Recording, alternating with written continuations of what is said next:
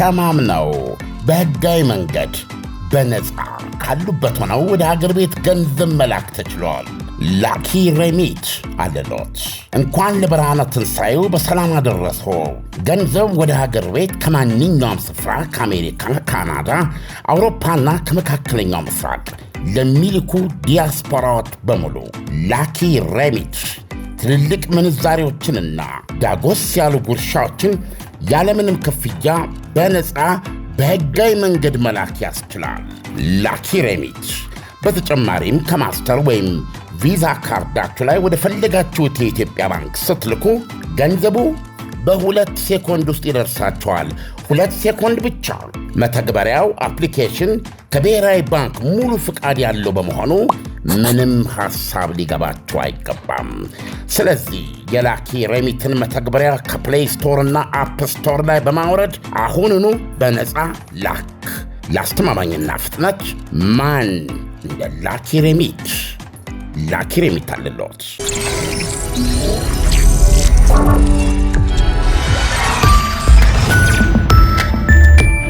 ይህ አዋዜ ሰበር ነው። ወገቡ ያልጠናው ተኩስ አቁም መንቋቋት ጀመረ። ኢራን ገና ወለል ብሎ ያልተከፈተውንና ከስንክሳሩ ሙሉ በሙሉ ያልተላቀቀውን የሆርሙዝ ሰርጥ መልሳ ገርበብ ማድረጓ ሰምቷል። እንደ ሰሞኑ የነዳጅ ወረፋ የተጨናነቁ ወደ ሰፊ የነዳጅ ሰታቴ መርከቦች መነቃነቅ ልንጀምር ነው ብለው ተስፋ ቢያደርጉም በተግባር ግን ያለ 2 ነዳጅ ጫኞች በስተቀር በሆርሙዝ ሰርጥ ያለፈ የለም። ከትናንት ሌሊት እስከዝች ደቂቃ ድረስ። ለዛሬው ለዚህ ሁኔታ አንድ ምክንያት ሆኖ የቀረበው እስራኤል በሊባኖስ ያካሄደችው እጅግ የከፋ ኃይለኛ ድብደባ ነው በሄዝቦላ ይዞታዎች ላይ። ሊባኖስ አምቡላንሶች ሲራወጡ ውለዋል። ድብደባው የተካሄደባቸው ስፍራዎች 3 ነበሩ። ቤይሩት፣ ምስራቃዊ ቤካ ሸለቆና ደቡባዊ ሊባኖስ። ግዙፉን ጥቃት ያካሄዱት 50 ተዋጊ ጀቶች ነበሩ። 10 ደቂቃ ብቻ በፈጀ ቅጽበትና ቅስፈት 100 ኢላማዎችን ለማመን በሚያስቸግር 160 ቦምቦች ደብድበዋል ይላል ዘገባው። ፈጣን፣ ከባድ፣ ቀሳፊ ነበር። የእስራኤል መከላከያ ሚኒስትር እስራኤል ቃጽ ጥቃቱ ማን ላይ የተነጣጠረ እንደነበረ ሲገልጹ እጠቅሳለሁ፣ በመቶዎች የሚቆጠሩ የሄዝቦላ ተዋጊዎች ላይ ብለዋል። የእስራኤል መከላከያ ይህ 3 የሊባኖስ የተመረጡ ስፍራዎችን ኢላማ ያደረገ ጥቃትን ዘላለማዊ ጨለማ የሚል ስያሜ ሰጥቶታል። ይህ የሰፋ በላ ከሳምንታት በፊት በዕቅድ የተያዘ ቢሆንም በዛሬው ዕለት በድንገትና በውርጅብኝ መልኩ እንዲካሄድ ግድ ያደረገው ለጥቃት የሚፈለጉ ኢላማዎች በስፋት ሊደበደቡ የተጋለጡበት አመቺ ሁኔታዎች ስለተፈጠሩ ነበር ይላል። ይህ በ10 ደቂቃ በቤይሩት፣ በምስራቃዊ ቤካ ሸለቆና በደቡብ ሊባኖስ በ10 ደቂቃ ጊዜ ውስጥ 100 ኢላማዎች ላይ 160 ቦምቦች የዘነቡባቸው ኢላማዎች በመቶዎች የሚቆጠሩ የሄዝቦላ ተዋጊዎች፣ የእዝ ማዕከላትና የስለላ ዋና መሥሪያ ቤቶችና ቢሮዎች ናቸው ብለዋል አይዴፍ። ይህ በእንዲህ እንዳለ ጠቅላይ ሚኒስትር ቤንያሚን ኔታንያሁ አሁን ከመሸ በሰጡት መግለጫ እስራኤል ከኢራን ጋር ባካሄደችው ጦርነት ወቅት ባሳየችው ኃይልና ቆራጥነት የተነሳ በክልሉ ካሉ ሀገራት ጋር አዲስ ቃል ኪዳን እየፈጠረች መሆኗን አስታውቀዋል። የሀገራቱን ስም አልጠቀሱም፣ አላብራሩም። ኔታንያሁ በመግለጫቸው ከኢራን ጋር የተደረገው ጊዜያዊ የተኩስ አቁም ስምምነት የሊባኖሱን ሄዝቦላ አይጨምርም፣ በኃይል መምታታችንን እንቀጥላለን ብለዋል። በነገራችን ላይ የአሜሪካው ፕሬዝዳንት ዶናልድ ትራምፕም በሰጡት አስተያየት አዎ ትናንት በኢራን ላይ ሊካሄድ ታቅዶ የነበረውንና ዓለምን ያሸበረውን በተለይም ፕሬዝደንቱም ዛሬ ምሽት ስልጣኔ ይሞታል ሲሉ የሰጡት መግለጫን ተከትሎ ማለት ነው ዓለም ከፍተኛ ርብርብ በማድረግ በተለይም ፓኪስታን ይህን አፋፍ የደረሰ ነገር ለመቀልበስ የሚያስችል ስምምነት ለማመንጨት ችላ ጉዳዩ በዚህ ልባት ማግኘቱ የሚታወስ ነው። በስምምነቱ መሠረት አሜሪካ የተዘረጋ እጇን ከኢራን ቁልፍ መሠረታዊ ተቋማት ከኤሌክትሪክ ኃይል ከድልድዮቹና ከነዳጅ ሀብቶቿ ላይ ስታነሳም ኢራን በበኩሏ አሁን በዓለም ላይ ለሚታየው የኢኮኖሚ ቀውስ ምክንያት የሆነውን የሆርሙዝ ሰርጥን የማነቋን ድርጊት ለማንሳት ቃል ገብታ ከፍቻለሁ ብላለች። ወይም ፓኪስታን እንደገለጸችው ወዲያውኑ እንደምትከፍት አስታውቃ ነበረ። ይሄ የምሥራች ነበረ በመላው ዓለም በታላቅ እፎይታ ተቀባይነት ያገኘው። ይሁንና እስራኤል ወደ ሊባኖስ ድንገት ዘመተች። 10 ደቂቃ የፈጀ ድብደባ። ነገር ግን ራሷ እስራኤልና የዚህን እርምጃ ውጤት መሠረት አድርጋ ኢራን የከፈተችውን የሆርሙዝ ሰርጥ መልሳ እስከ መዝጋት ተገደድኩበት ያለችው ውጤት ያልተጠበቀ ነበረ። ከቢፐርና ዎኪቶኪ የሄዝቦላ ጅምላ እልቂት በኋላ የተካሄደ ሌላ አዲስ እልቂት ነው ያለችው እስራኤል ድንገተኛና ቀሳፊ እርምጃ ስለነበረ። ኔታንያሁ እንዳሉት ሄዝቦላ ዛሬ የደረሰበት ቀደም ሲል እንዳልኳችሁ ባለፈው ዓመት መስከረም ወር 2017 በመልእክት መቀበያ ቢፐሮቻቸውና በሬዲዮ መገናኛቸው ዎኪቶኪ አማካኝነት በተደረጉባቸው ድንገተኛ የፍንዳታ ጥቃቶች ከደረሰባቸው ከባድ ጉዳት ወዲህ የተመዘገበ ሌላ ከባድ በላ ነው ብለዋል። ሄዝቦላ ከቶም ልመታ የማልችልበት ብሎ እርግጠኛ በሆነባቸው ቦታዎች ላይ አሉ ኔታንያሁ አሁን ከመሸ በሰጡት መግለጫ 100 ኢላማዎችን በ10 ደቂቃ ውስጥ ደበደብን ብለዋል።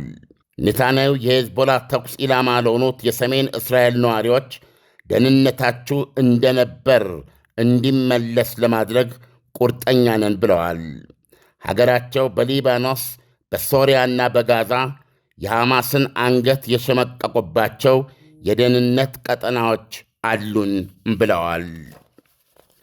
ምንም ተባለ ምን በቤት ውስጥ ያለች ምራቋን የዋጠች አገር ትናንት ሁላችንም መታዘብና ማስተዋል እንደቻልነው ኒውክሌር ፓኪስታን ሆና ትገኝታለች። ብዙም በዓለም ጉዳዮች ውስጥ አፍንጫዋን በማሾል የማትታወቀዋ ፓኪስታን ትናንት ታሪክ ሰርታለች። ለኢራን እስላማዊ አብዮተኞችና ለአሜሪካው ልዕለ ኃያል ፕሬዝደንት ዶናልድ ትራምፕ የወንድ መውጫ ቀዳለች። የ79 ዓመቱ 47ኛው የአሜሪካ ፕሬዝደንት ዶናልድ ትራምፕ ዛሬ ምሽት ስልጣኔ ይሞታል የሚል በቀጥታ ከሰይጣን መዝገበ ቃላት የተዋሱት የመሰለ ሐረግ ከተጠቀሙ በኋላ ላለፉት 4 ዓመታት የሩሲያው ልዕለ ኃያል ፕሬዝደንት ቭላዲሚር ፑቲን በቁም ሲያስባትቱን የኖሩበትን የኒውክሌር ገሃነብ እነሆ ትናንት ማክሰኞ ሌሊት ፕሬዝደንት ዶናልድ ትራምፕ ሊፈጽሙት ነው አሰኝቶ መላው ዓለም እሳት ላይ እንደወደቀ ላስቲክ ተኮማትሮ ዋለ አመሸም። ፓኪስታን መላ እስከፈለገችለት ቅጽበት ድረስ። አሁን ደግሞ ዜናው ሆርሙዝ ሰርጥ ተዘጋ መልሶ ይላል። ኢሳያስ እዚህ ሁኔታ ላይ ነው የምንገኘው። ዓለም በጣም የሚገርም ነው። እንግዲህ ትላንት ምሽት ላይ ወይም ደግሞ ዛሬ ንጋት ላይ የተሰማው ብስራት አሁን ደግሞ ሆርሙዝ ሰርጥ 2 መርከቦችን ብቻ ካሳለፈ በኋላ ተዘጋ የሚለው መቼስ በጣም ትልቅ አሳዛኝ ዜና ነው። ይሁን እንጂ ዓለም ድርድሩ ሄዝቦላን ይመለከታል፣ ሄዝቦላ እንዳይመታ የተካተተ ነው የሚል ሐሳብ ተነስቶ ነበረ። በሌላ መልኩ ደግሞ አይ ሄዝቦላ ጋር አይደለም ድርድሩ በኢራን እስራኤልና አሜሪካ ነው የሚል ዜናዎች ነበሩና ይሄ እንዴትስ ሊሆን ቻለ? ሄዝቦላን እዚህ ላይ ማስገባት ሄዝቦላን እንደ አንድ ሀገር ብቻውን ማየት አይሆንም ወይ? ሲኤምሲ ላይ ከኮንቬንሽን ሴንተር ፊት ለፊት በ4.6 ሚሊዮን ብር ሙሉ ክፍያ የቤት ባለቤት ይሁኑ። 30% ቅናሽ የተደረገበትን በካሬ 62888 ብር ከ10% ቅድመ ክፍያ ጀምሮ በረጅም ጊዜ አከፋፈል ለሚከፍሉ ደግሞ በካሬ 84888 ብር ከተጨማሪ 50% የባንክ ብድር ጋር ይዘንሎት ቀርበናል። ባለ አንድ መኝታ በ600 ሺህ ብር ቅድመ ክፍያና በ6.2 ሚሊዮን ጠቅላላ ክፍያ፣ ባለ ሁለት መኝታ በ900 ሺህ ብር ቅድመ ክፍያና በ9 ሚሊዮን ብር ጠቅላላ ክፍያ፣ ባለ 3 መኝታው ደግሞ በ1.1 ሚሊዮን ቅድመ ክፍያና በ11 ሚሊዮን ጠቅላላ ክፍያ በመሸጥ ላይ እንገኛለን። ባለ 5 ኮከብ ሆቴልና አካቶ በርካታ የጋራ መጠቀሚያዎችንና መዝናኛዎችን ያሟላ ሲሆን ፈጥነው ለሚመጡ ደንበኞች ልዩ ቅናሽ አድርገናል። አሁኑኑ ከታች ባለው ስልክ ይደውሉ። ድሪም ቢልደርስ ሪል ስቴት ህልሞን እንገነባለን። ጉዳዩን እንግዲህ ፓኪስታን ነች። የፓኪስታኑ ጠቅላይ ሚኒስትር በኤክስ ገጻቸው የነገሩን ውጥረቱ ራሱ ይታወቃል። ይህን ጦርነት የሚያካሂዱት 3 ሀገሮች ናቸው፣ እስራኤልና አሜሪካ በአንድ ላይ እንዲሁም ደግሞ ኢራን በሌላ በኩል ሆነው ነው። የፓኪስታኑ ጠቅላይ ሚኒስትር የሚሉት ከአሜሪካ ጋር ተነጋግረዋል። የተደረሰው ስምምነት እስራኤልንም ያጠቃልላል የሚል ነው። አሁን በዛም መሰረት አሜሪካና እስራኤል ጥቃት አቁመዋል። በተመሳሳይ ሁኔታ ኢራንም ጥቃት እንድታቁም ሶስቱም ከዛ አፍታ ጀምረው ሶስቱም ተኩስ አቁም እንዲያደርጉና ለ15 ቀን የሚቆይ ተኩስ አቁም ነው። በዛ መሰረት ድርድር እንዲደረግ ፓኪስታን ውስጥ ከነገ በስቲያ አርብ ፓኪስታን ውስጥ ድርድር ይደረጋል። የአሜሪካ የልኡካን ቡድን እነ ስቲቭ ዊትኮፍ እነ ጃሬድ ኩሽነር ምናልባት ምክትል መከላከያ ሚኒስትር ጄዲ ቫንስ እንደዚህ ውጭ ጉዳይ ሚኒስትር ሩቢዮ ጭምር ሊገኙበት የሚችሉ በኢራን በኩል ደግሞ በአሁኑ ሰዓት የሀገሪቱ ሁነኛ ሰው ወይም በስልጣናቸው ከሳቸው በፊት ከተገደሉት አሊ ላርጃኒ ባልተላለስ ከሳቸው በኋላ ከፍተኛ ተሰሚነት እንዳላቸው አረጋገጥን ሲሉ ራሳቸው ዶናልድ ትራምፕ ስማቸውን የጠቀሷቸው የኢራን ፓርላማ አፈጉባኤ ሚስተር ቋሊባፍ በአካል እንትን ኢስላማባድ ይመጣሉ ዓርብ ዕለት እና ከሳቸው ጋር ውጭ ጉዳይ ሚኒስትር አባስ አርጋቺ እና እንግዲህ ሌሎችም የልኡካን ቡድኖች ይኖራሉ። ስለዚህ የተባለው ድርድር ዓርብ ዕለት በተጨባጭ በፓኪስታን ዋና ከተማ ኢስላማባድ ውስጥ ይጀመራል። በዚህ መሰረት ይሄን ጦርነት ተኩስ ማቆሙ አሜሪካ፣ እስራኤልና ኢራንን ያካተተ ነው የሚለው ትክክል ነው። እስራኤልም ጥቃት አቁማለች። የዚህ ጊዜያዊ ተኩስ አቁም ስምምነት አካል ሆናለች ማለት ነው። ነገር ግን እስራኤል በሊባኖስ ደግሞ ከሄዝቦላ ጋር የምታካሄደው ውጊያ አለ።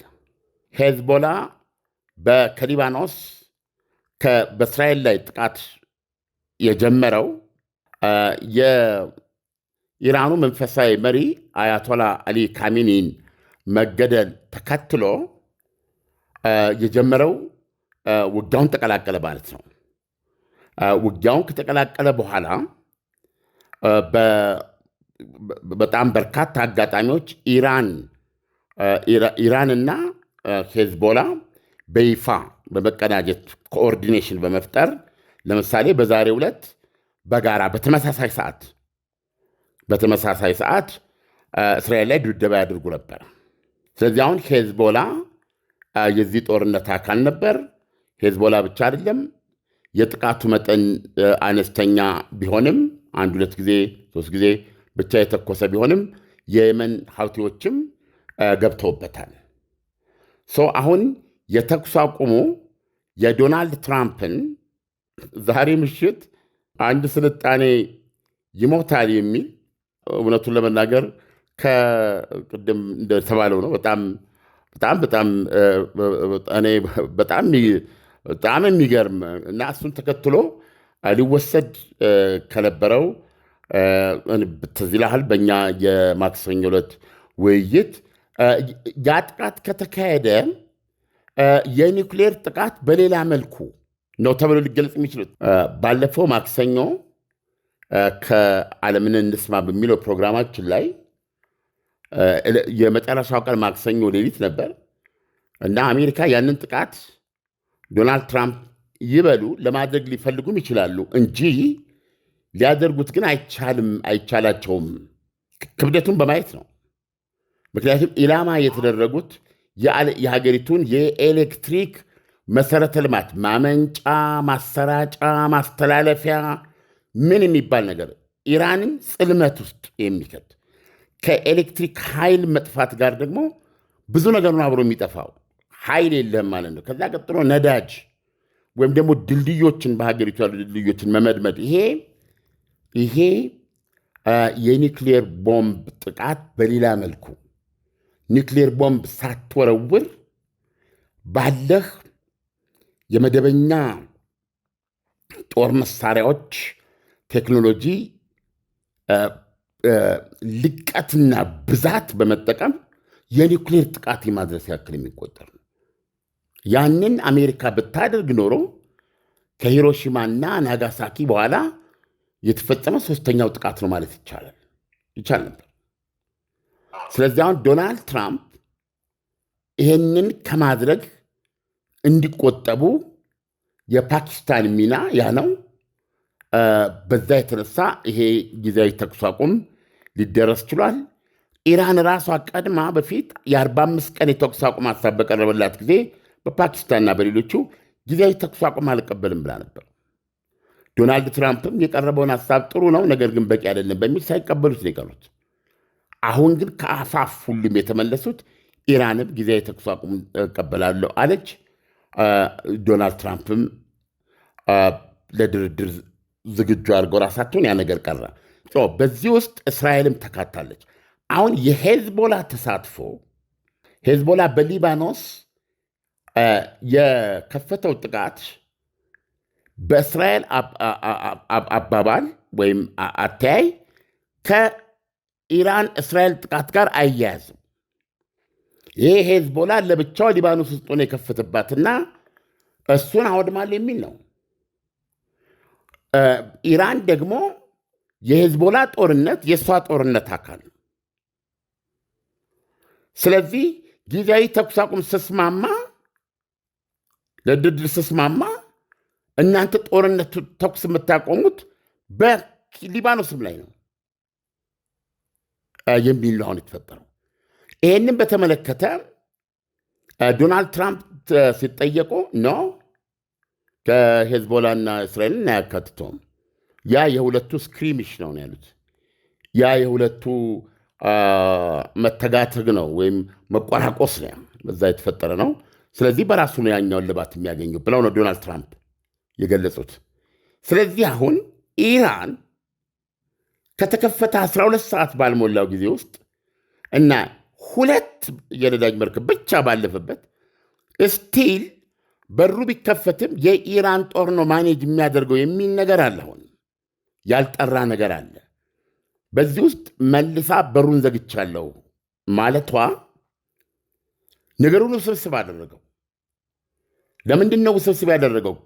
በዚህ ተደራድሬ እጄን ከቃታ ላይ አንስቻለሁ የሚሉት ዶናልድ ትራምፕ በእስራኤልና በሄዝቦላ ያለውን በጨመረ መልኩ አልተነጋገርኩም፣ ከዚህ ጋር አይገናኝም እሱ ካሉ እስራኤልም ይሄንን አክብራለሁ ተኩስ አቁም፣ ከሄዝቦላ ያለኝ ግን ያለውን ከሱ ጋር የምጨርሰው የሚል አቋም መያዟ፣ ይሄ በሙሉ ደግሞ ይላል ኦኬ እንደዛ ከሆነ ብላ ያንን በር መዝጋቷ ተመለስ ነው ወደዛ ሁኔታ የሚያሰኝ አስጨናቂ ነገር ነው። ዓለም አንዳንድ ጊዜ ሁኔታዎች በጣም በከፍተኛ ውጥረት ውስጥ በሚሆኑበት ሰዓት ለምሳሌ ትላንትና ዓለም በጣም በከፍተኛ ሁኔታ በኢራን እስራኤልና አሜሪካ መካከል የነበረውን ጦርነት ትኩሳቱን ግለቱን በከፍተኛ ሁኔታ እየተከታተለ ነበር የነበረው። ምክንያቱም ጦርነቱ ይጀምራል አይጀምርም፣ የመጨረሻው ጦርነት ማለት ነው፣ ዶናልድ ትራምፕ ያሉት ጦርነት። በዚህ ቦታ ላይ ኢራን ለድርድር ተስማምቻለሁ ስትል ታክቲካል አይደል ሊሆን አይችልም ወይ? ይህንን የትላንትናውን ግለት ለማቀዝቀዝ ሆን ተብሎ ያደረገችው ሊሆን አይችልም ወይ? ምክንያቱም 24 ሰዓት ባልሞላ ጊዜ ውስጥ መልሳ የሆርሙዝን መዝጋት የተረሳችበት ምክንያትማ ግልጽ ነው። የሊባኖስ ላይ እስራኤል የምታካሄደውን ጥቃት በተለይ ዛሬ የተካሄደው በከፍተኛ ደረጃ ምናልባት ካለፈው ልምድ ከወሰድን ሄዝቦላ ላይ ትንሽ አሰቃቂ የሚባል ጉዳት የደረሰበት አጋጣሚ ነው። ያ ደግሞ ኢራኖችን በጣም ጎድቷቸዋል። እንደውም አንዳንድ ዘገባዎች የኢራን እስላማዊ ዘብ በሊባኖስ እስራኤልን መበገር የሚያስችል አንዳች ነገር ለማድረግ እያቀደ መሆኑ ነው የሚል ሌሎች ዜናዎች አሉ። ስለዚህ የዛሬው 100 ኢላማዎችን በ10 ደቂቃ ውስጥ በ160 ቦምብ የደበደበ ጥቃት ከሳምንታት በፊት የታቀደ ቢሆንም በዛሬው ዕለት በዚህ ፍጥነት፣ በዚህ ድንገት፣ በዚህ ውርጅብኝ የተካሄደበት ምክንያት ሄዝቦላ እዚህ ቦታና ስፍራ ይገኛሉ ተብሎ ሊታሰቡ ምን ሊጠረጠር የማይችልበት ያላቸው ስፍራዎች ላይ ለጥቃት የተጋለጠበት አመቺ ሁኔታ ስለተፈጠረ ያንን ሁኔታ ለመጠቀም ነው የሚል ነው። ይሄ የፈጠረው ህመም ከባድ ነው። ሁለተኛ ኢራን ለታክቲክ ነው ብሎ ለማሰብ እንዴት ይቻላል? ምክንያቱም አሁንም በዚህ በስምምነቱ መሰረት ዶናልድ ትራምፕ አድርጓለው ያሉትን ዛቻ ለ15 ቀን ነው ያራዘሙት። ሁለተኛ በዛሬው ዕለት የአሜሪካ መከላከያ ሚኒስትር ሄክሴት እና የሀገሪቱ ጦር ኃይል ኤታማዦር ሹሞች ሊቀመንበር ሌተና ጀነራል ቃየል መግለጫ ሰጥተዋል እና የሰጡት መግለጫ የሚገርም ነው። ለምሳሌ ከጋዜጠኞች የተቀረበላቸው ጥያቄ በሰጡ መልስ ትናንትና የዩናይትድ ስቴትስ አሜሪካ አርሚ የኢራንን የኤሌክትሪክሲቲ መሠረተ ልማቶች፣ ድልድዮች እና ካርግ ደሴት ደግሞ ከትናንት ወዲያ ምሽት ላይ ተደብድቧል። ቀሪ እዛ ደሴቱ ላይ 90 በመቶ የኢራን የነዳጅ ደረጃ የሚሸጥበት ደሴት ነው። እዛ ላይ የቀሩ ወታደራዊ እሴቶች ሁለተኛ ድብደባ የቀሩት ድብደባ ተካሂዷል የሚል ነበረ። ስለዚህ ምንድነው ወድረን አቀባብለን አጉርሰን ጦሩ ዝግጁ ነበር ነው የሚለው ያንን ትዕዛዝ ሙሉ በሙሉ ለመፈጸም። ስለዚህ አሁንም ጀነራሉ ምንድነው ኤታማዦር ሹሙ ያሉትም የአሜሪካ ጦር በዚህ ዝግጁነት እንደሚቆይ ነው የገለጹት። ስለዚህ ይሄ ጊዜያዊ የተኩስ አቁም ስምምነቱም እኮ ይሄ ዛቻ ተግባራዊ እንዳይደረግና ችግሩ በሰላማዊ መንገድ በድርድር መፍትሄ እንዲገኝለት የ15 ቀናት ጊዜ ስጡት፣ እርሶም እሺ በሉ፣ ኢራኖችንም እሺ ያሰኝተናል የሚል ማስማሚያ ነጥብ ስላለ ነው። ስለዚህ አሁን ኢራኖች አዎ ዛሬ ዘግተውታል የሚል አለ እና ይሄም ፋይናል ነው ብዬ አላስብም። ኢሳያስ ለሊባኖስ በእስራኤል በሊባኖስ ስለምታካሄደው ውጊያ ትኩረት ለመስጠትና እሱም እንዲቆም ለማስገደድ ወይም በሱም ላይ አንጻራዊ ትኩረት እንዲሰጥ ከመፈለግ ይሄ ከማድረግ አንጻር የተደረገ እርምጃ አድርጌ ነው የምወስደው እንጂ ወይም ይሄን እያነበብን አይደለም። ኢራን በትናንትናው ዕለት የተስማማችውን የጊዜያዊ የተኩስ አቁም ስምምነትና የ15 ቀን የድርድር እቅድ ወይም ስምምነት ሰረዘች የሚል ዜና የለም። አዎ በሩን ዘግታለች መልሳ ይላል። ስለዚህ እንደ ትናንትናው አዲስ ነገር በነገራችን ላይ አሁን የሰዓት በአሜሪካን ቀን ነው ገብተዋል። ወደ ምሽት ወደ እነሱ ቀን ከሰዓት በኋላ ወደ ማምሻው እንደዚህ አይነት ሰዓት ስለሆነ ብዙ ኢቨንቶች ወሬዎች የሚመጡት በዚህ ነው። ስለዚህ እንከታተላለን አድማጮቻችን። ለጊዜው ግን በሩን ዘግታለች የሚል ሪፖርት ነው ያለው፣ ራሷም ገልጻለች። ነገር ግን ይሄ የትናንትናውን ስምምነት የሚቀለብስና ውድቅ የሚያደርግ መሆኑን እርግጠኛ አይደለንም። ዓለም አሁን የኢራን የሆርሙዝ ሰርጥን መዝጋት አሜሪካና እስራኤልን ዳግም ወደ ጦርነት እንዲገቡ የሚያስገድድ ሁኔታዎች ሊፈጠሩ ይችላሉ ብለህ ታስባለህ? በሌላ መልኩ ደግሞ ስንመለከተው በትላንትናው ዕለት አሜሪካን ትመታቸዋለች ተብሎ የታሰቡ ቦታዎች ላይ የኢራን ሕዝብ ወጥቶ እንዲኮለኮል በማድረግ ጥቃቱን ለመከላከል የተሞከረበት መንገድ እንደ ታክቲክ እንውሰደው። ምክንያቱም አሜሪካ ያ ሁሉ ሕዝብ ባለበት ጥቃት አትፈጽምም ብላ ኢራን ሕዝቡን እንደ መከላከያ ተጠቀመችበት ብለን እናስብ፣ ወይስ ደግሞ በሌላ መልኩ ደግሞ ስንመለከተው ሕዝቡን ለጥቃት የማጋለጥ ኃላፊነት የጎደለው ተግባር አደረገች ብለን እንውሰድ? የሁለቱ ወገኖች ውጊያ በመሰረቱ አልቆመም። የሁለቱ ውጊያ በጊዜያዊ የተኩስ አቁም ስምምነት ቆሟል። በጊዜያዊ ያም ጊዜያዊ ስምምነት ለ15 ቀን ብቻ የሚቆይ ነው። በዚህ በ15 ቀን ጊዜ ውስጥ በወታደራዊ መንገድ የፈለግነውን ነገር በድርድር ለማግኘት እንሞክር ነው። ለምሳሌ ያክል ዶናልድ ትራምፕ ኢራን በአጠቃላይ ኒውክሌር በተመለከተ እያንዳንዱን ያው እንደተባለው የኒውክሌር ቦምብ አይኖራትም። እንደገና ደግሞ የዚህ የተቀበረውን በተለይ 460 ኪሎ ግራም ያለውን 60 በመቶ የበለጸገ 11 አቶሚክ ቦምቦችን ለመስራት የሚችል እሱን አብረን ከተደበደበበት ስርቻ ከመሬቱ ዋሻ ውስጥ እናወጣዋለን፣ እሱን እናስወግደዋለን፣ እንደዚህ እያሉ ነው የተናገሩት።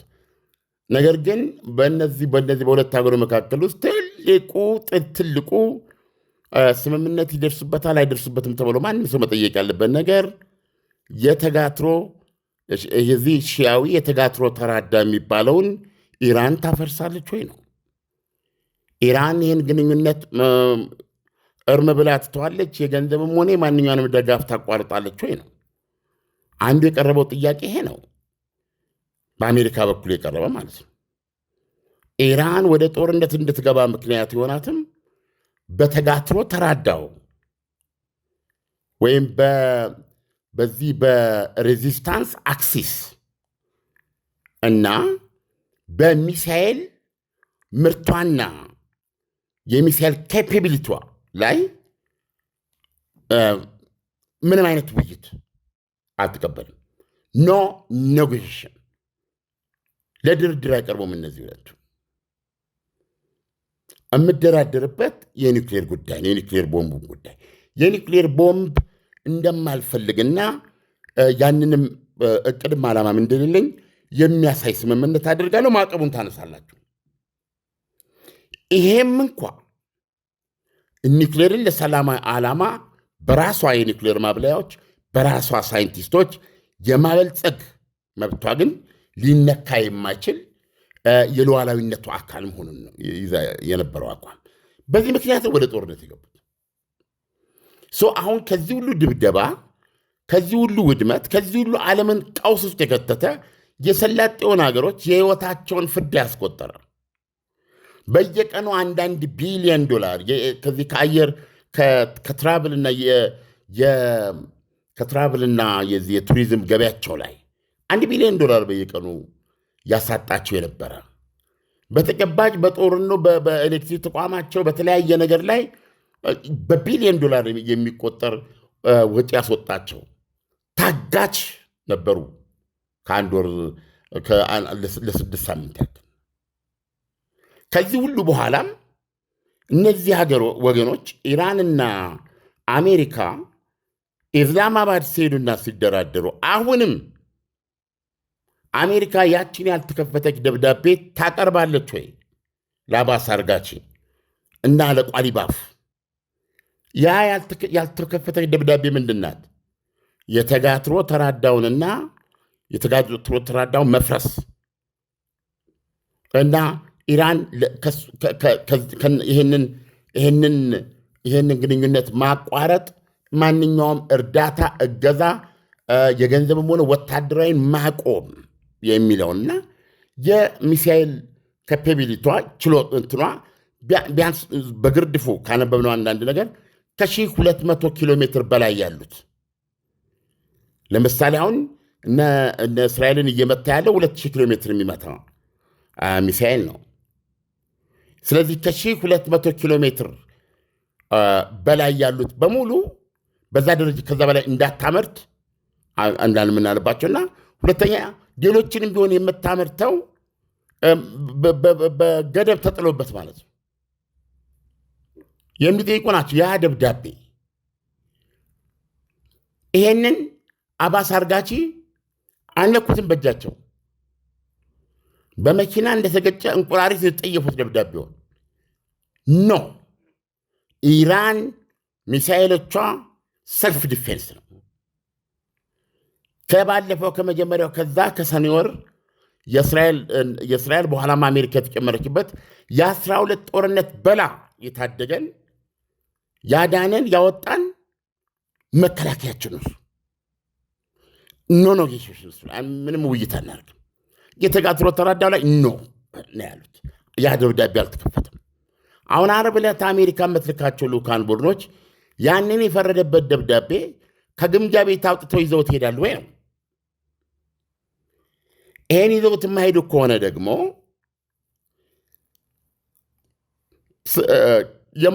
ደግሞ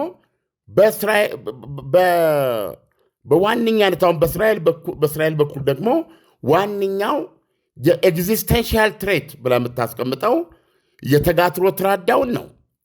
አንገቴ ላይ የተጠመለለ እባብ ብላ ነው የምትገልጸው። በሊባኖስ ሄዝቦላ፣ በሶሪያ አሳዶች፣ በዚህ በፍልስጤም ሐማስ እና በኢራቅ ደግሞ ደጋፊ ኢራን የሆኑ ሺያ ኃይሎች ሚሊሻዎች፣ በየመን ሀውቲዎች እነዚህ በተጨባጭ በተግባር የታዩ ኢራን አንገቴ ላይ የጠመጠመችው እባብ ገላ ናቸው። ስለዚህ እስራኤል ነፃ የምትወጣው የእባቡን አንገት ቴህራን ላይ ስትገል ነው። አሁን በዚህ ውጊያ እንዳየኸው ኢራን ፎርሚዴብል ሆና ነው። አሁን ብዙዎቹ እንደሚሉት ኢራን ከዚህ ጦርነት በኋላ ኢራን ይህን ጦርነት ከመግባቷ በፊትና እዚህ ጦርነት ከመግባቷ በኋላ አንዳንዶቹ አሁን ከጦርነቱ በኋላ ነው ጥንካሬው ይበልጣል እያሉ ያሉት። ምክንያቱም ኢራን አንድ ነገር አይታለች። ይሄ የዓለም የነዳጅና የተፈጥሮ ጋዝ ጉሮሮ የሆነውን ሆርሙዝ ሰርጥን እንዴት መዝጋት እንደምትችል እና እንዴት በዓለም ላይ ጫና ማሳረፍ የፍላጎቷ ማስጠበቂያ ትልቅ ስትራቴጂክ ኒውክሊየር ልትለው ትችላለህ እንዳላት እና አሁን ራሷን ከዚህ አንጻር ማሰልጠን ነው። ከዚህ አንጻር እዚህ ላይ ተመስረታ ይሄንን የእሷ የብሔራዊ ደህንነቷ ስትራቴጂክ አቅም አድርጋ የማስቀረት ዓላማ ነው አሁን ይዛ የመጣችው። አሁን ባቀረበችው 10 ነጥብ እና ዶናልድ ትራምፕ በመሰረቱ ተቀብየዋለው በቂ ነው ለውይይት መነሻ ያሉት 10 ነጥብ ውስጥ ኢራን የሆርሙዝ ሰርጥ ከዚህ በኋላ በኢራን የሉዓላዊነት አካል ሆኖ የሚገበርበት መስመር አድርገዋለች። በሰላም ጊዜ በብዙ ቢሊዮን ዶላር የሚቆጠር ገንዘብ ታመነጭበታለች። በክፉ ጊዜ ደግሞ አሁን ባየው መልኩ የወታደራዊ አቅሟ አካል አድርጋ ትጠቀምበታለች። ከዚህ በኋላ የሚኖረው የኢራን ሚሊተሪ ስትራቴጂ ይሄንን ግምት ውስጥ ያስገባ ነው የሚሆነው። በቀላሉ በውጊያ ያንን ቦታ ሊያስለቅቋት እንደማይችሉ እንዴት መሆን የምችለው በሚል ትልቅ የምታደርግበት ነው። ይሄ ደግሞ የሰላጤውን ሀገሮች የማይታሰብ ነው። የሆርሙዝ ሰርጥ እንደነበር ነፃ መተላለፊያ በር ካልሆነ የኢራን አካል ከሆነ ተሸጡ ማለት ነው። እነሱ የሰላጤው ሀገሮች ፊኒሽድ።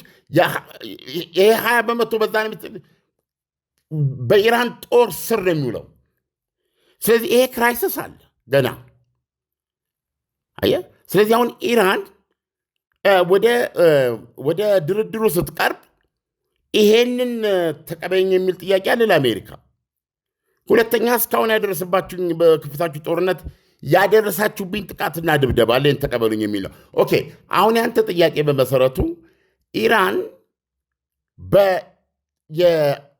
የአሜሪካንን የዶናልድ ትራምፕን ዛሬ ምሽት ስልጣኔ ይጠፋል ባሉት መሰረት በኢራን ላይ ያንን ጥቃት እንዳያካሄዱ ሰብአዊ ጋሻ ማለት ነው አድርጋለችና ይሄ ምንን ያሳያል ነው ያልከኝ። በነገራችን ላይ ይሄንን የኢራን ለዘብተኛ ናቸው የሚባሉት የኢራኑ ፕሬዚደንት ማሱድ ፔዜሽኪያን በትናንትና ይሄ ስጋት ባየንበት ሰዓት ላይ ባወጡት ኤክስ መልእክታቸው 14 ሚሊዮን ኢራናውያን ከኛ ጋር ናቸው። 14 ሚሊዮን ከ92 ሚሊዮን ነው የኢራን ህዝብ። ከዚህ ውስጥ 14 ሚሊዮን የሚሆን ህዝብ በሀገሪቱ ድልድዮች፣ የመብራት የኃይል ማመንጫዎች፣ እነዚህ ለጥቃት ይጋለጣሉ በተባሉ ቦታዎች ላይ ሁሉ ሄዶ ህይወቱን ለመስጠት ተዘጋጅቷል። እኔ ጭምር ብለዋል። ይሄ ለምሳሌ ጭካኔ ነው ወይ ይሄንን ማድረጋቸውን ታክቲክ ነው ወይ ላልከው ኖ ኮሜንት። በእኔ በኩል ማስተያየት አለም ዶናልድ ትራምፕ ከነዛ 10 ነጥቦች መካከል ለውይይት እንደ መነሻ ያገለግላሉ ነው እንጂ ያሉት የሆርሙዝ ሰርጥን ለምሳሌ ኢራን አስተዳድራለሁ የሚል ፍላጎት አላት። ይህን ፍላጎት ከ10 ነጥቦች እንዳንዱ ልታነሳው ትችላለች እንጂ ይህንን ሐሳብ ዶናልድ ትራምፕ ተቀብለዋል ማለት የሚቻልበት ሁኔታዎች አሉ እንዴ?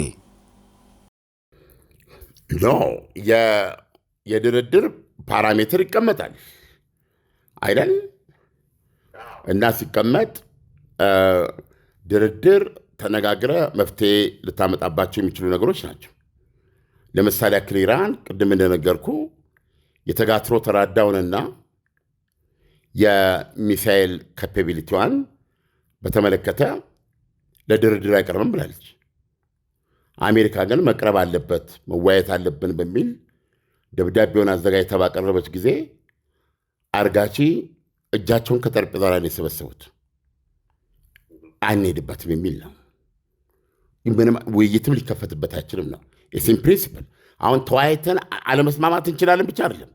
ሲጀመርም ይሄ መታገል ይሄ ሉዓላዊነታችን ነው።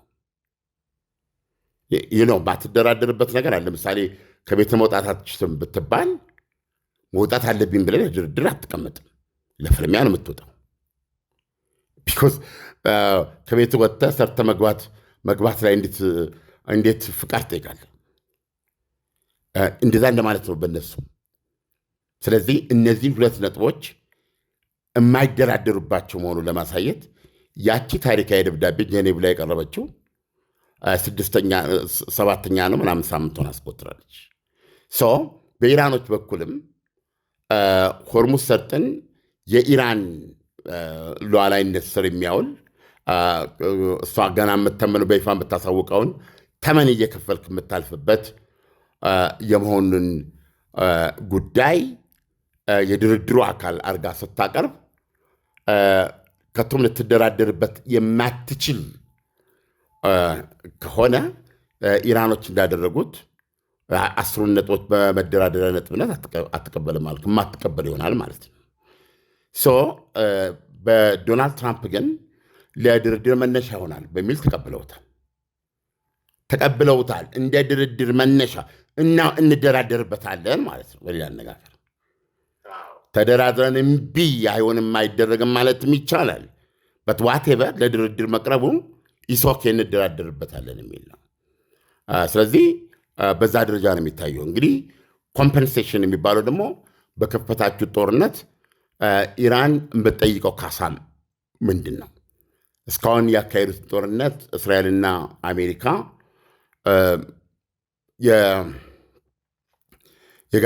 ኢራን የጋረጠቻቸውን ወታደራዊ አደጋዎች አስወገድን ያሉበት ነው እና የካሳ ጥያቄው በዚህ ደረጃ ውይይት የሚደረግበት ነው። ስለዚህ 15 ቀን አስበ እንደዚህ አይነት የድርድር መነሻዎች ኖረው በ15 ቀን ውስጥ የሚገኝ መፍትሄ ይኖራል ብሎ ማሰብ አይቻልም ኢሳያስ።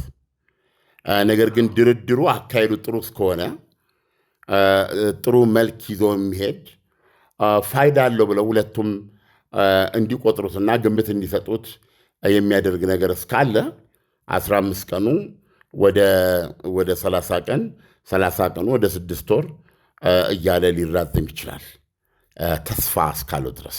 ዓለም ለትንታኔው ከወዲሁ አመሰግናለሁ። መልካም አዳር ይሁንልህ። መልካም አዳር።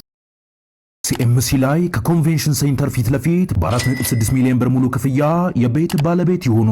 30% ቅናሽ የተደረገበትን በካሬ 62888 ብር ከ10% ቅድመ ክፍያ ጀምሮ በረጅም ጊዜ አከፋፈል ለሚከፍሉ ደግሞ በካሬ 84888 ብር ከተጨማሪ 50% የባንክ ብድር ጋር ይዘንሎት ቀርበናል። ባለ አንድ መኝታ በ600 ሺህ ብር ቅድመ ክፍያና በ6.2 ሚሊዮን ጠቅላላ ክፍያ፣ ባለ 2 መኝታ በ900 ሺህ ብር ቅድመ ክፍያና በ9 ሚሊዮን ብር ጠቅላላ ክፍያ፣ ባለ 3 መኝታው ደግሞ በ1.1 ሚሊዮን ቅድመ ክፍያና በ11 ሚሊዮን ጠቅላላ ክፍያ በመሸጥ ላይ እንገኛለን። ባለ 5 ኮከብ ሆቴልና አካቶ በርካታ የጋራ መጠቀሚያዎችንና መዝናኛዎችን ያሟላ ሲሆን ፈጥነው ለሚመጡ ደንበኞች ልዩ ቅናሽ አድርገናል። አሁኑኑ ከታች ባለው ስልክ ይደውሉ።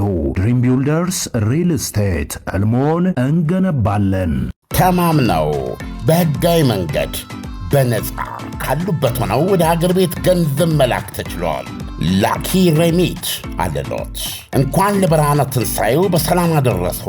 ገንዘብ ወደ ሀገር ቤት ከማንኛውም ስፍራ ከአሜሪካ፣ ካናዳ፣ አውሮፓና ከመካከለኛው ምስራቅ ለሚልኩ ዲያስፖራዎች በሙሉ ላኪ ሬሚት ትልልቅ ምንዛሬዎችንና ዳጎስ ያሉ ጉርሻዎችን ያለምንም ክፍያ በነፃ በህጋዊ መንገድ መላክ ያስችላል። ላኪ ሬሚት በተጨማሪም ከማስተር ወይም ቪዛ ካርዳችሁ ላይ ወደ ፈለጋችሁት የኢትዮጵያ ባንክ ስትልኩ ገንዘቡ በ2 ሴኮንድ ውስጥ ይደርሳችኋል። 2 ሴኮንድ ብቻ። መተግበሪያው አፕሊኬሽን ከብሔራዊ ባንክ ሙሉ ፍቃድ ያለው በመሆኑ ምንም ሐሳብ ሊገባችሁ አይገባም። ስለዚህ የላኪ ሬሚትን መተግበሪያ ከፕሌይ ስቶር እና አፕ ስቶር ላይ በማውረድ አሁኑኑ በነፃ ላክ። ለአስተማማኝና ፍጥነት ማን እንደ ላኪ ሬሚት። ላኪ ሬሚት አለሎት። ምርትና አገልግሎቷን በአዋዜ ላይ ያስተዋውቁ። ለጥራች እንታመናለን። በስልክ ቁጥሮቻችን ይደውሉልን። አዋዜ ዓለምነህ ዋሴ ዜና